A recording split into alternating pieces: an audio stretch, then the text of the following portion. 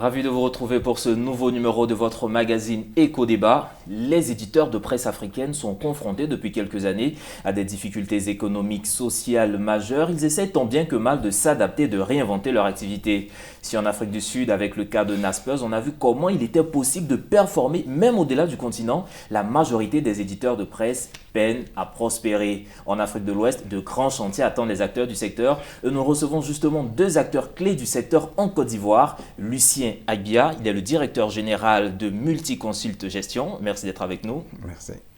Et avec nous aussi dans ce studio, M. Ousmane Sissavané, directeur général du groupe Cyclone. Merci. Alors, messieurs, on parle bien souvent des éditeurs de presse, des éditeurs de presse.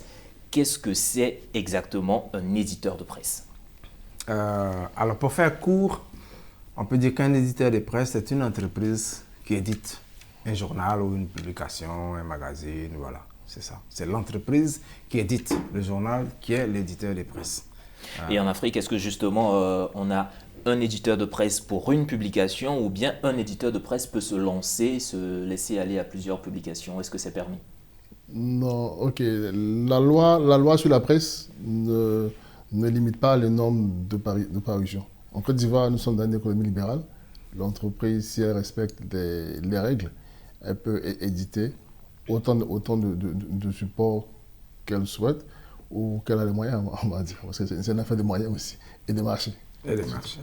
Et de marché, justement, la presse en Afrique, on sait, c'est quand même un peu difficile. On voit souvent les propriétaires ou les éditeurs de presse, les patrons de presse se plaindre de certaines méventes de leurs produits. Quel est l'état des lieux? Quel état des lieux on peut dresser de la presse en Afrique de l'Ouest, en Côte d'Ivoire? En Côte d'Ivoire, alors pour prendre le cas de la Côte d'Ivoire, disons que l'état des lieux, il est mi-figue, mi-raisin, voyons. Dans un pays comme la Côte d'Ivoire qui fait 25 millions d'habitants, ça veut dire peut-être le tiers de ce qu'on a en France environ, je parle grosso modo, on a plus de 20 quotidiens en Côte d'Ivoire. On a plus de 20 quotidiens, on a près de 15 hebdomadaires. Donc l'état des lieux, c'est qu'il y a une presse qui existe, qui vit et qui se développe.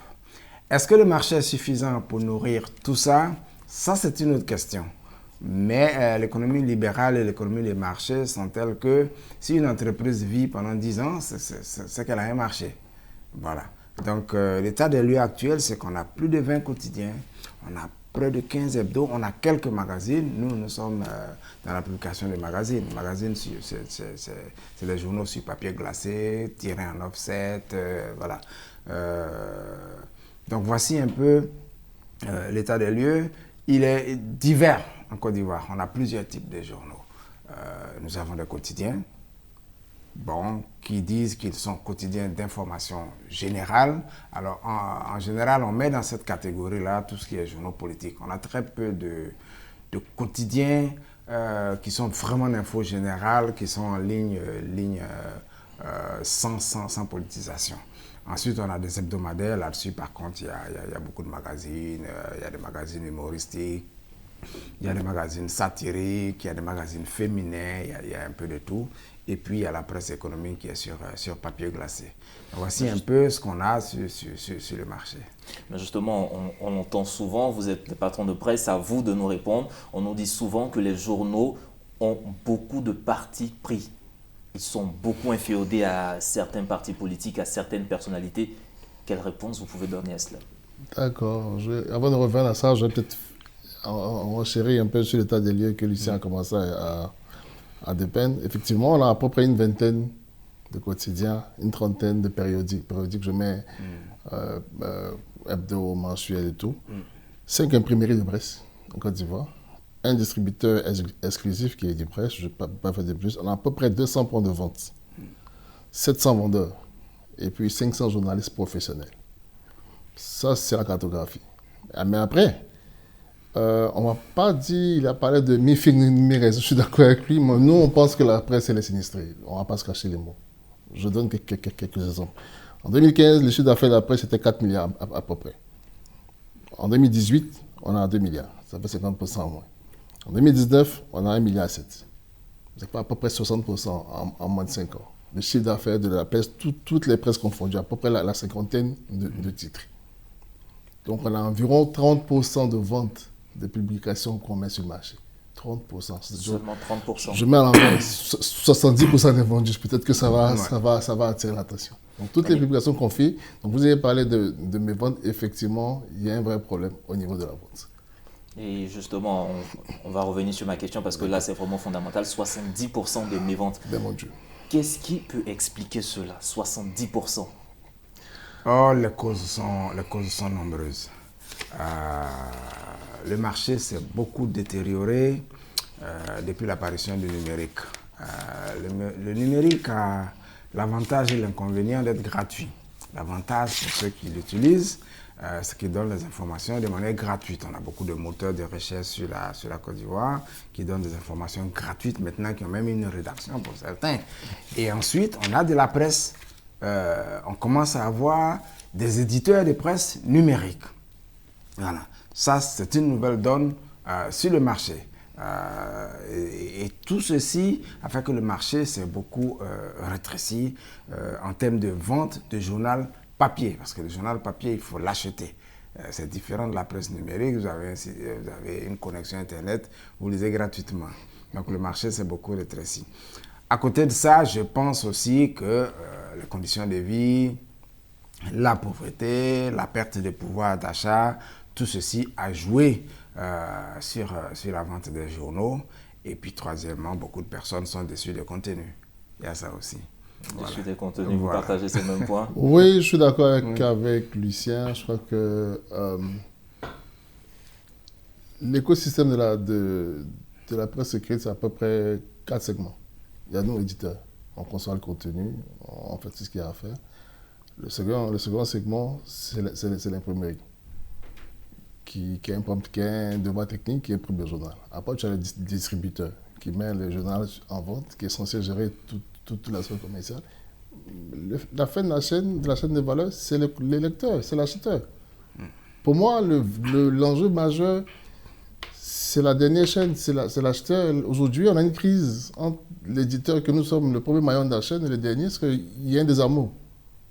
Et donc, les causes sont à chacun des segments. Il y a une cause au niveau de l'imprimerie, au niveau de la distributeur, de l'acheteur. Je dis, il y a une différence. Nous malheureusement, à la presse écrite, on fait une différence entre le lecteur et l'acheteur. Ce qui n'est pas le cas de différents produits, où l'acheteur est le consommateur.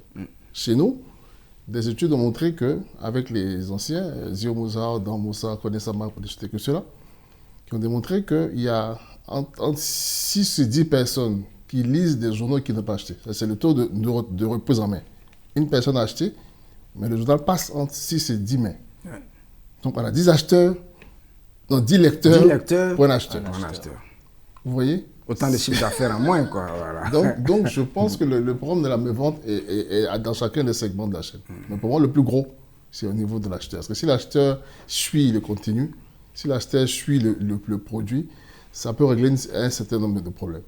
Au niveau de la distribution, si le journal n'est pas où il doit être vendu, après c'est un problème, même si le contenu c'est un des problèmes. Ça c'est le problème qui concerne l'éditeur. Mais la distribution, c'est le problème qui concerne le distributeur. Nous, on conçoit le journal en tant qu'éditeur, on met à la disposition d'Edipresse. Paradoxe, Edipresse a plus de personnel au service invendu que de personnes au service de vente. Comment vous comprenez? Alors là, ça me ramène à la question que j'avais posée précédemment, parce que ça revient d'un constat qu'on a eu avec nos collègues du Gabon et du Cameroun, qui parlaient de ces journaux qui étaient vraiment inféodés à des partis politiques. Du coup, je prends un journal lambda, je crée quelque chose comme ça. Nous sommes au Gabon. Le journal s'appelle Le Libéral. Et Le Libéral est un journal qui est rattaché au pouvoir en place. D'accord, au parti libéral, disons cela comme ça. Alors le libéral va produire que des articles qui intéressent les sympathisants, les suivants du groupe libéral. Mais du coup, toute la frange de la population qui reste, qui n'est pas libérale, ne se reconnaît pas dans ces informations, n'ira pas acheter. Est-ce que déjà, ce n'est pas un frein ou bien ce n'est pas un acteur à la mévente? Oui, je crois que c'est ce que Lucien a appelé la crise au niveau du contenu. Je dis tout à l'heure qu'on a à peu près 500 journalistes professionnels. C'est-à-dire que la carte de journaliste professionnel. Si tu es journaliste professionnel, il y a des règles dans tout métier. Logiquement, un journaliste professionnel, c'est un journaliste qui recoupe les faits, qui source son écrit. Donc, logiquement, ça ne devrait pas impacter sur son travail, même s'il est d'une obédience politique. Quand je dis bien, logiquement. Dans les faits, en Côte d'Ivoire, c'est vrai qu'il y a beaucoup de journaux qu'on appelle des journaux d'information générale qui sont adossés à des groupements ou à des hommes politiques. Mais ça s'explique. Avant 90, on avait une seule presse, la Fraternité Matin, qui était le journal d'État. Il y avait aussi les partis uniques. Donc, toutes les informations passaient par ce journal. Après, en 90, c'est ce qu'on appelait le printemps de la presse. La presse est libéralisée. L'environnement politique s'est ouvert. Il y a eu le petit partisme, il y a eu la démocratie, mais les opposants n'avaient toujours pas droit à la parole, puisqu'il y avait un seul support, qui est Fraternité Matin, qui était le journal du pouvoir. Dès que c'était ouvert, pour faire passer leur message, pour pouvoir avoir droit à la parole, ils ont pensé utiliser le canal de la presse écrite, qui était en son temps plus facile à créer, vu les conditions qu'il y avait. Donc c'est en cela que, c'est ça l'historique de la création de la presse adossée à des partis politiques. Mais après, avec l'évolution aujourd'hui, on a des journaux qui sont vraiment professionnels, on va dire, ils couvrent toute l'actualité. L'autre difficulté qu'il y a dans l'économie des médias en Côte d'Ivoire, c'est qu'on arrive à un moment où, comme vous avez dit tout à l'heure, le consommateur dicte les écrits. Vous voyez, on a une économie des marchés. En général, on écrit de façon professionnelle pour donner de l'information. Mais après, on est entrepreneur, on veut vendre. Est-ce qu'il faut donner au consommateur ou à l'acheteur ce qu'il te demande, même si c'est pas artisan, ou bien il faut faire son travail de journaliste de façon professionnelle et équitable pour que les vrais consommateurs de produits de presse se retrouvent. C'est dans ce dilemme que les entrepreneurs de presse sont. Mais comme je l'ai dit, c'est une histoire, l'ouverture de la presse écrite et puis le fait que ce soit adossé à des partis politiques. Et un autre point que M. Lucien Agbia a évoqué tout à l'heure, c'est l'entrée du numérique sur le marché, avec le digital, ces éditeurs de presse en ligne. Est-ce que vous voyez le digital comme une concurrence, quelque chose qui est venu vraiment impacter négativement vos activités, ou bien vous trouvez dans le digital un atout pour vous réinventer? Alors, disons, le digital a impacté négativement, mais ça, c'est une analyse, disons, N-1, si on fait 5 ans en arrière ou 10 ans en arrière. Quand le digital est arrivé, à son arrivée, il a impacté négativement. Parce que tout le monde s'est rué là-dessus. Comme je le disais tout à l'heure, c'est gratuit. Et un journal ici, c'est quand même 300 francs pour le quotidien, 500 pour les hebdos. Et les magazines, nous, le nôtre, par exemple, il coûte 3000. Donc, mais c'est une cible particulière. Mais un journal, ça coûte. Et comme tout à l'heure, vous étiez en train de parler des tendances, ça veut dire que celui qui veut être bien informé en Côte d'Ivoire, disons que chaque matin, il lui faut 5 journaux. Pour être sûr, après lui-même de faire les balances de son qu'il y a eu, si vous voulez. Il lui faut 5 journaux. Ça fait presque 1200 tous les jours. Il n'y a pas beaucoup de personnes qui peuvent aller dans ce sens. Et c'est pour ça que le numérique a impacté. Il n'y a pas le pouvoir d'achat pour acheter effectivement les journaux. Alors, est-ce que c'est une menace pour la profession? Ça ne sert à rien d'en faire une menace parce que le numérique fait partie des évolutions qu'on ne pourra pas arrêter. Ça va continuer. Tout le monde de la communication, tout l'écosystème de la communication va être influencé par le numérique pour de très longues années. Donc, si tu regardes ça comme une menace, bon, tu seras menacé en permanence. Je ne pense pas que ce soit un bon mode de vie, ça. Il faut regarder ça plutôt comme un moment de changement, un moment d'adaptation, un moment d'initiative, et puis trouver le nouveau paradigme qui sied à ta publication. Parce que toutes les publications n'ont pas le même mode. Voilà, donc c'est ce qu'il faut faire. Mais je ne crois pas qu'aujourd'hui, on puisse considérer... On a considéré il y a 10 ans, on a eu des conférences, on a eu un certain nombre de tables rondes, parce qu'on a vu venir le numérique comme la menace de l'année. Ceci dit, comme je le dis, aujourd'hui, on a 22 quotidiens. Donc, les journaux ne sont pas morts. Voilà. À un moment donné, parfois, il y a plus de frayeur que de mal. Mais c'est un mal. Il faut faire avec. et on fait avec. Et vous, comment vous vivez le numérique? Moi, je vois comme une opportunité. C'est un nouvel outil, mais nous, entrepreneurs de presse, on devrait le saisir comme une opportunité. Aujourd'hui, un éditeur de presse ne peut pas faire sans le numérique. C'est presque impossible. Quand les télévisions sont arrivées, on a dit que les radios ça allait finir, allaient disparaître, les télés sont encore là. Le cinéma est venu, ça n'a pas été les télévisions. Donc je pense que la presse papier ne disparaîtra pas. Ici, on a dit qu'en Côte d'Ivoire, le numérique est arrivé il n'y a pas très longtemps. Mais aux États-Unis, il y a très longtemps qu'ils sont. Très en Chine, il y a très longtemps qu'il y a le numérique, mais la presse papier est là. Donc pour nous, c'est de voir au numérique une opportunité. Après, il y a une question d'adaptation, de réinvention de l'entreprise. Comme on a dit, on est entrepreneur de presse. On n'est pas support presse. On a une entreprise. Une entreprise a vocation à faire des profits, a vocation à créer des supports ou des produits selon la demande du marché. Ce que je dis. Si aujourd'hui le numérique est là, aujourd'hui, Dieu merci, toutes les entreprises de presse papier ont un relais numérique, ont une presse en ligne. Grâce au FSDP, le Fonds de soutien de la presse, on a pu financer 30 entreprises de presse en Côte d'Ivoire, une partie numérique. Parce qu'on a compris, nous tous, qu'il faut qu'on fasse avec. Mais le vrai problème, c'est même quand on fait le numérique, comment on monétise? Est-ce que c'est rentable pour nous entrepreneurs de presse? Parce que quand on est entrepreneur de presse, on a dossier aux règles. On a une entreprise, on a un siège, on a des salariés, on a des obligations fiscales, on a des obligations sociales, on a une entreprise. Différent de certaines presses en ligne qui ont juste un petit personnel de 2-3 personnes, puisque tout est en instantané. Ils n'ont pas le même niveau de charge qu'une entreprise. Donc si tu es entreprise, que tu as conscience de ton niveau de charge, à toi de te réinventer pour adapter. Donc faire du numérique une opportunité à mon avis.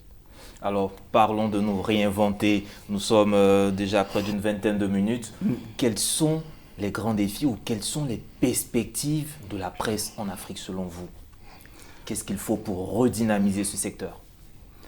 Alors, je pense que chaque marché a ses réalités. Mais le défi pour une publication, on va dire ça comme ça, ça prend et les quotidiens, et les magazines et les hebdos. Le défi pour une publication, c'est d'exister. Alors, en ce sens-là, on ne diffère pas de toutes les autres entreprises. Quelle que soit l'entreprise que vous avez, quelle que soit la mutation que connaît le marché, quelle que soit l'évolution, votre défi quotidien, ou annuel ou pluriannuel, c'est d'exister. Alors, chacun invente. Nous, ce que nous avons fait, c'est que nous avons diversifié très tôt. Nous avons compris que ce marché-là allait connaître une mutation profonde. Et sur place ici, nos marchés ne sont pas habitués. Quand un écosystème est bousculé comme ça, que ça va jusqu'au paradigme et non à des petits paramètres à côté, il faut se réinventer. Nous, on a diversifié très tôt. Nous sommes entrés dans l'événementiel un an après notre mise sur le marché. Nous avons continué dans l'événementiel et à un moment donné, je crois que la moitié de notre chiffre d'affaires venait de l'événementiel. Ça permet à la presse d'exister, ça permet de faire du networking, ça permet d'avoir les partenariats parce que nous sommes dans la publication économique. Parce que comme il le disait tout à l'heure, aller dans le numérique, ce n'est pas la solution. Si c'est pour en faire une poche de charges supplémentaires pour l'entreprise, ça ne sert à rien. Qu'est-ce qu'on gagne comme argent? Tout au plus, on va freiner les opérateurs de numérique qui arrivent et qui élargissent le marché et qui mettent à mal la vente de papier. C'est tout. Mais sinon, il faut se réinventer, trouver des produits nouveaux, trouver des activités nouvelles qui s'adossent à la publication, mais qui font partie intégralement de l'activité de l'entreprise de presse. Voilà. Nous avons diversifié dans l'événementiel, nous avons beaucoup d'activités événementielles. Bon, bien sûr, la Covid est arrivée avec ses restrictions, avec ses limitations et ses distanciations. Mais je veux dire, même ça aussi, on va s'adapter. Forcément, on n'a pas le choix, on va s'adapter. Et dès cette année, on va commencer à faire de l'événementiel en respectant les mesures barrières, bien sûr, parce qu'il y va de notre survie. De la survie de l'entreprise. Absolument. Et vos groupes aussi? Oui, nous diversifions. Et je pense que ce que Lucien a dit, la diversification est une des clés, pas la seule. Et une des clés, des facteurs clés de succès en ce moment dans le métier de la presse, C'est une des clés, effectivement. Alors, je disais tout à l'heure, le Tour de France est organisé par le groupe Amaury, qui édite le journal L'équipe. Mais le groupe Amaury, c'est 168 millions à peu près d'euros de chiffre d'affaires. Pour dire qu'on est, comme je dis, on est entrepreneur. On doit trouver des activités ou des supports pour assurer notre viabilité. Donc, vraiment la diversification en fonction de ce que le marché offre. Ensuite, pour moi, un autre enjeu, c'est la formation. En général, en Côte d'Ivoire, on a mis l'accent sur la formation des journalistes pour produire des contenus de qualité. Mais je pense qu'il faut qu'on passe à un autre niveau. La presse est un produit marchand. C'est comme du savon, c'est comme de l'huile. C'est le produit de l'entreprise de presse. Donc, il doit se vendre comme on vend du savon, comme on vend de l'huile. Avec toutes les règles de marketing appliquées, toutes les règles du commerce appliquées, toutes les études de marché qu'il faut. Très peu d'organes de presse forment des commerciaux ou des marketeurs, parce que le plus important pour eux, c'est le journaliste. Pour moi, je pense que tu as fait un bon produit qui ne peut pas se vendre parce qu'il n'y a pas les personnes pour le vendre. Il y a un pan de ton activité qui n'est pas complet. On a parlé du numérique. Il y a de nouveaux métiers qui sont nés à la faveur du numérique. Et que nous, entrepreneurs de presse, on n'a pas intégré à notre écosystème, à notre paradigme. Aujourd'hui, très peu d'entrepreneurs de presse aujourd'hui ont un webmaster, a un community manager. Bien qu'il ait un site, toutes ces fonctions sont peut-être sous-traitées ou bien confiées à des personnes à l'extérieur parce que le corps du métier pour nous, c'est la presse écrite. Je donne l'exemple de mon journaliste. À un moment, quand on a créé le site, le même journaliste, il allait en reportage, il avait un procès. Le même aussi, il y a un journaliste qui était à un match de foot, le match est fini. Il veut tweeter les résultats du match, son patron, le rédacteur chef, pas de question. Viens à la rédaction, écris, moi c'est le papier là, c'est qui sort le lendemain là, qui m'intéresse parce que ton tweet, tu vas faire là, nous rapporte quoi? Viens, fais le papier du procès, demain on va vendre. Mais quand tu vends demain, le numérique est dans l'instantanéité. Est-ce que le consommateur aujourd'hui est prêt? L'instantanéité est presque la gratuité. Est-ce que le consommateur qui est sur le même marché est prêt aujourd'hui à payer quelque chose qu'il a de gratuit sur Internet? Alors qu'il faut qu'il comprenne que l'information a un coût. Vous voyez, donc on a ce